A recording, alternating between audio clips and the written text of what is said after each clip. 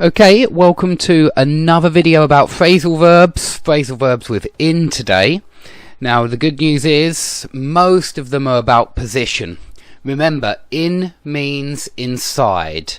It is different from on and off. You know, in is the opposite of out, inside, outside.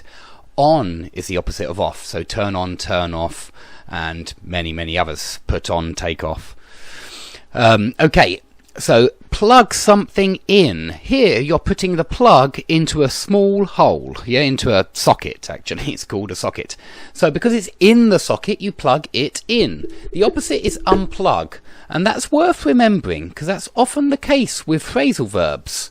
Wrap up, unwrap, do up, undo, plug in, unplug. Okay, breathe something in. Well, you're putting the air into, it's going into your lungs. So you breathe it in. You breathe in and breathe out. Okay, you colour something in. When you're a child, you colour in the drawing because you're putting colours in the drawing, inside the images. So you colour it in.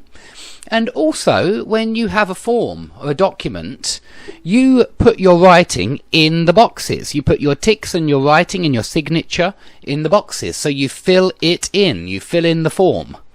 Okay, also verbs of motion, of course. If you go in a room, or if you walk in a room, or if you drive into a car park, so of course it could be in or into if you want to show the movement. And of course, run into is actually slightly different. Now, run into is when you meet somebody accidentally. It's exactly the same as bump into.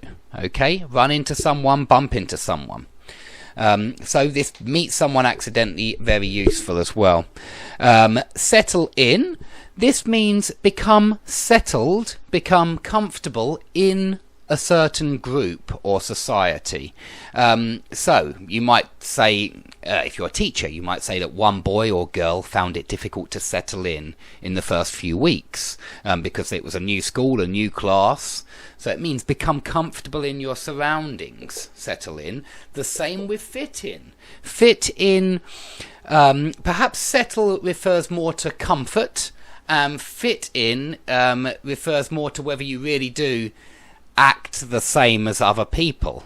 I mean, I don't think fitting in is always good. It means that you're doing the same as everybody else around you. You're fitting in well. Not necessarily a good thing, but it sounds quite positive in English to fit in. I should make that remark. It's quite positive. Sorry about that. That's unclear. Okay, so fit in and settle in are very similar. Sink in. Now, ideas sink into your mind, and if you find a certain idea difficult, it takes a long time to sink in, we often say, well, that just means you find that idea hard to understand. It's hard to comprehend. So we usually say that an idea takes a long time to sink in. Maybe you're a teacher and you're teaching a very difficult subject, and you say it took the class about 3 weeks for this particular mechanical formula to sink in, for them to start to understand it, to get to grips with it, to get used to it. Okay, another group of meanings that's worth remembering. Visit quickly. Call in on someone. If you want to say who, use on as well. Drop in on someone. And pop in. We don't usually say pop in on someone, I don't think. I think we usually just say pop in or pop round or pop by. So you can call round and call by, and you can drop round and drop by. So that's a lot of phrasal verbs that mean visit quickly. It's worth being aware of all of them. Now, this in on is very common. If you go in on a pizza with 5 friends, that means you share the price. If you go in on a car with your wife, it means you share the price. Go in on means share the price, okay? If you get in on something, it means you manage to become part of something. Some kind of, usually some kind of organisation or plan. So perhaps I don't know, perhaps you know a group of investors are making a lot of money on silver and you want to get in on some of that profit. Yeah, you want to get in on that action. So you want to become part of that group of investors. You want to get in on the profit. Okay, home or close in on is when you approach something or someone. If you home in on something, it means you try to get closer and closer to something. So if you're in a car and you home in on the car in front, it means you get closer and closer and closer to it. It's quite dangerous, maybe. Same with close in on. Maybe you're a jet fighter and you're a pilot and you try and close in on the enemy. It means you try to get closer to the enemy plane. Okay, let someone in on a secret, usually.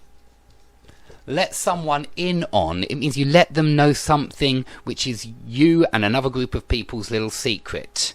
So, if I say, I could let you in on, it means I could let you know about something which at the moment is secret. So it's always revealing some kind of secret, this. And lastly, walk in on. This is when you disturb people who don't want to be disturbed. So you normally walk in on... Well, I think you normally walk in on people either arguing or fighting or maybe kissing and they don't want you to see, something like that. You walk in on them. But you could walk in on someone arguing as well if they were trying not to let anybody know about their argument, something like that. So disturb people who don't want to be disturbed, basically. Now, I hope that's clear. Please, if you're unsure about anything, please ask questions under the video, and I hope to see you all soon. Thanks for watching.